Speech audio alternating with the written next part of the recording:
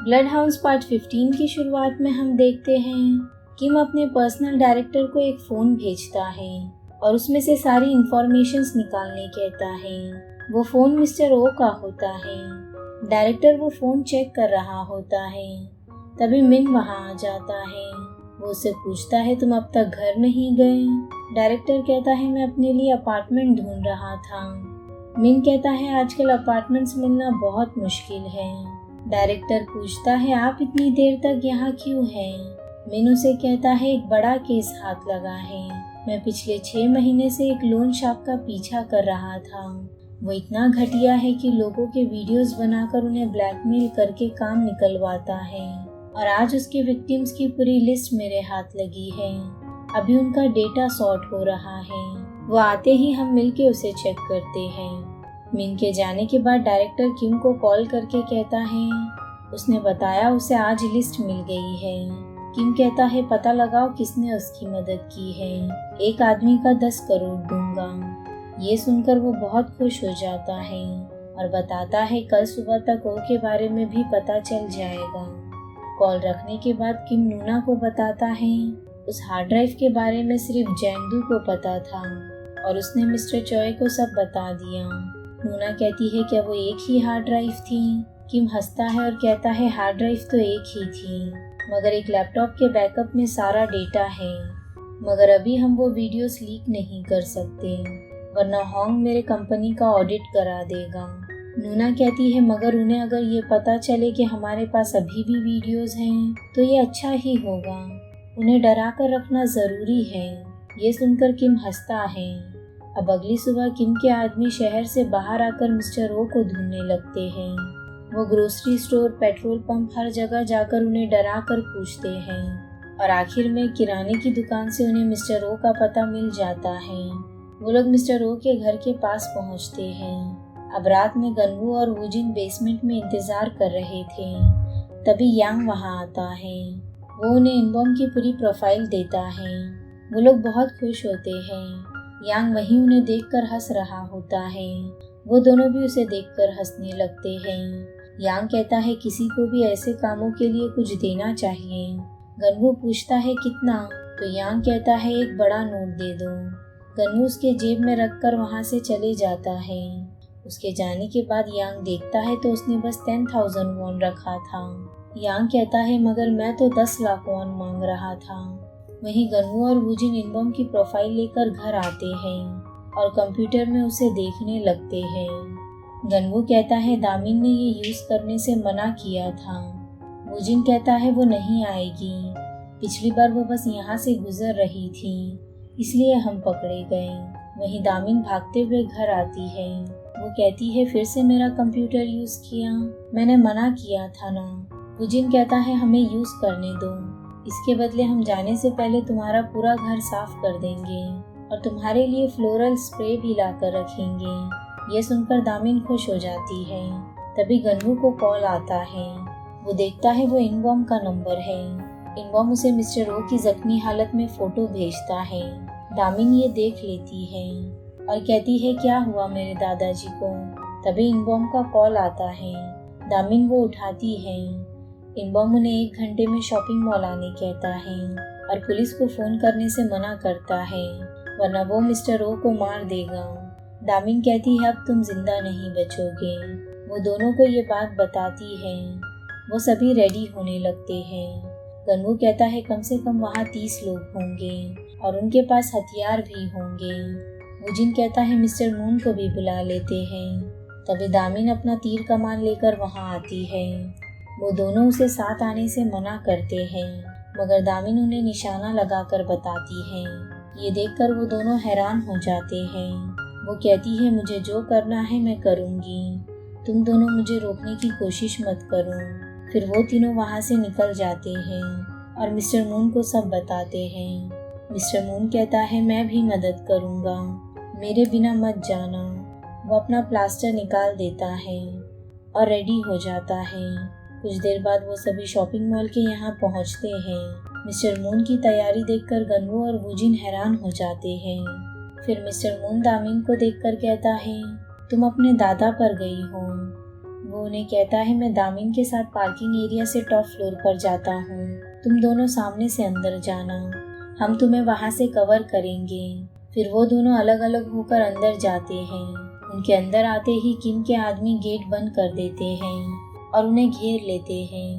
गनवू पूछता है, मिस्टर ओ कहाँ है?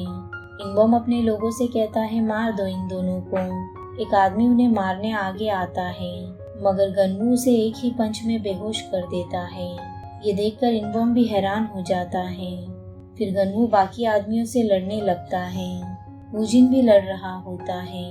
वो दोनों सभी को मार रहे होते हैं। तभी ऊपर से दामिन तीर मारती है और उन दोनों की मदद करती है। वो बहुत लोगों को मार गिराती है। आधे से ज्यादा लोग वहाँ से भाग जाते हैं। तभी एक आदमी ऊपर दामिन के पास आने लगता है। मिस मून जाकर उसे पकड़ लेता है और वहीं उन दोनों के बीच फाइटिंग शुरू हो जाती है। नीचे गनवू और वूजिन बिना जख्मी हुए और बिना रुके किम के आदमियों को बहुत मारते हैं। तभी गनवू देखता है इनबॉम उसकी तरफ आ रहा है। गनवू भी उसकी तरफ जाने लगता है, मगर गनवू के एक ही पंच में इनबॉम नीचे गिर जाता है और उसके मुंह से खून निकलने लगता है। वो वापस उठता है और गनवू को मारने जाता है। वहीं वो आदमी मून को मार रहा होता है। तभी दामिन तीर से निशाना लगाती है, मगर वो मिस हो जाता है। लीडर वहाँ से भागने लगता है, मगर मिस्टर मून उसके बीच में आ जाता है और उसे भागने नहीं देता। मगर वो आदमी मिस मून को गिराकर पकड़ता है और उनका गला दबाने लगता है। तभी वूजिन वहाँ आता है। वो आदमी वही होता है जिसने पिछली बार वूजिन के पेट पर चाकू मारी थी। वूजिन उसे मारता है। वहीं दामिन देखती है उसके पास बस एक ही तीर बची हुई है। वो भागते हुए उनकी तरफ आने लगती है। वहीं नीचे गनवू इनबॉम को बहुत मारता है और उसे बहुत जख्मी कर देता है। इनबॉम हमेशा की तरह उसे अपने सर से मारने लगता है, मगर इस बार गनवू भी उसे अपने सर से मारता है। इनबॉम उसे पकड़कर उसका गला दबाने लगता है। वहीं दामिन मिस्टर मून के पास आती है और उन्हें देखती है। नीचे गनवू इनबॉम का हाथ अपने गले से छुड़ा लेता है और उसे बहुत मारता है। ऊपर वूजिन भी उस आदमी को बहुत मारता है। वो उसे मार मार के बेहोश कर देता है। नीचे गनवू भी इनबॉम को बहुत जख्मी करके बेहोश कर देता है। कुछ देर बाद लीडर को होश आता है। वो उसे मिस्टर ओ के बारे में पूछता है, मगर लीडर नहीं बताता। तभी मिन उसके पैरों में तीर घुसा देता है। फिर भी लीडर अपना मुंह नहीं खोलता, तो मुन उसके पैरों के बीच तीर से मारने लगता है। लीडर बहुत डर जाता है और कहता है, मैं बताता हूँ। फिर वो लोग इनबॉम और उसे डिक्की में डालते हैं और ले जाने लगते हैं। गनवू और वूजिन मुन से कहते हैं, आप इन दोनों को ले जाइए, हम मिस्टर ओ को लेकर आते हैं। इनबॉम को पता है किम ने अपना पैसा और मिस्टर चॉय का सोना कहाँ छुपा रखा है। आप अपना पूरा जोर लगा दीजिए और ये पता लगाने की पूरी कोशिश करिए। आप ही ये कर सकते हैं। मिस्टर मून कहता है, ठीक है। फिर वो लोग वहाँ से निकल जाते हैं। वहीं मिन डिटेक्टिव और तेई किम के सारे इलीगल वीडियोस देख रहे थे। तभी उसे गनवू का कॉल आता है। वो बताता है किम ने मिस्टर ओ को किडनैप कर लिया है, हम वहीं जा रहे हैं। मिन कहता है, क्या वहाँ किम होगा? गनवू कहता है, मुझे नहीं पता। मिन कहता है, ठीक है, लोकेशन भेजो, हम आ रहे हैं, तुम अकेले अंदर मत जाना।